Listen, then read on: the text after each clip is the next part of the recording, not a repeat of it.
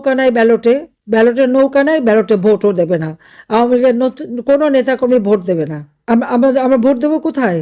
হ্যাঁ, এখন আমাদের কাছে অনেকে আসবে, অনেকে মিঠে মিঠে কথা বলবে, অনেকে পটাবে, অনেক কিছু করবে, কিন্তু আমাদের এটাই মাথায় রাখতে হবে যে ওই ব্যালটে আমরা ভোট দিতে পারি না বা আওয়ামী লীগ ভোট দেবে না। আমরা নির্বাচন বর্জন করি না, আমরা নির্বাচন করতে চাই, কিন্তু ওরা আমাদের করতে দেবে না। ডিফারেন্সটা ওখানে, তফাৎটা ওখানেই। বিএনপি বর্জন করেছে, আমরা বর্জন করি না। আমরা তো নির্বাচন করতে চাই, আমরা জিতবো, সেই ভয়ে তারা নির্বাচন করতে দেবে না। তাই নির্বাচন করুক, কতদিন টিকে থাকে দেখবো আমরা। এক মাঘে শীত যায় না, কাজে এটা মাথায় রাখতে হবে। দিন ফিরে আসবে, ওই অত্যাচারীর দিন বেশি দিন থাকে না। এখন নির্বাচন দিয়েছে, এটা কোন ধরনের নির্বাচন? আওয়ামী লীগ আমলের নির্বাচন নিয়ে প্রশ্ন তোলে।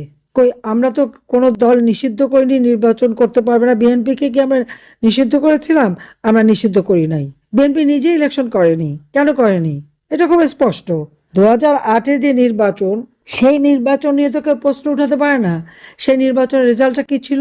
আওয়ামী লীগ এককভাবে 48% ভোট পায়, 259 আসনে নির্বাচন করে। বাকি আসনগুলি আমরা শরিক দলকে দিয়ে দিই। এই 259 আসনে আমাদের নৌকা মার্কা নিয়ে আমরা ভোট করে 233টা আসন আমরা পেয়েছি। আর বিএনপি জামাতকে সাথে নিয়ে 20 দলীয় ঐক্যজোট করে 300 আসনে নির্বাচন করে 32% ভোট পেয়েছিল, 30টা আসন পেয়েছিল। এই রেজাল্টের পর বিএনপি আর নির্বাচনই করতে চায়নি। 2014 সালে আমি নিজে তো খালেদা জিয়াকে প্রস্তাব রেখেছিলাম, পার্লামেন্টের যে কটা নির্বাচিত প্রতিনিধি আছে সকলকে নিয়ে নির্বাচনকালীন সরকার গঠন করে আসেন আমরা নির্বাচন করে, আপনি যে মন্ত্রণালয় চান সেই মন্ত্রণালয়ে দেব।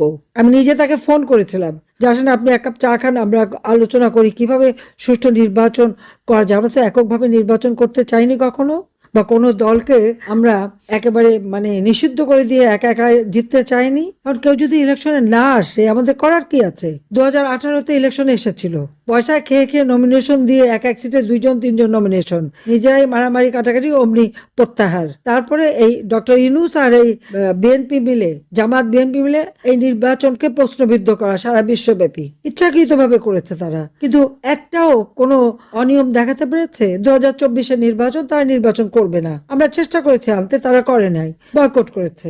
আওয়ামী লীগ নির্বাচন করে বেরিয়ে এসেছে। এই নির্বাচন নিয়ে যে প্রশ্ন করে, আজ পর্যন্ত দেখাতে পেরেছে যে এই নির্বাচনে একটা অনিয়ম হয়েছে বা কোনো একটা নির্বাচন কেন্দ্রে খুনোখুনি হয়েছে বা কোথাও মারামারি, কিছু তো দেখাতে পারবে না। কিন্তু অভিযোগ আছে এবং ইন্ডাস্ট্রির টাকা আছে, পয়সা আছে, সেই পয়সা দিয়ে সারা বিশ্বব্যাপী অপপ্রচার করে বেড়াচ্ছে। কিন্তু আজকে যে নির্বাচন, কেন আওয়ামী লীগকে নিষিদ্ধ করা হলো? আওয়ামী লীগ কেন ইলেকশন করতে পারবে না? কেন আমাদের নৌকা থাকবে না?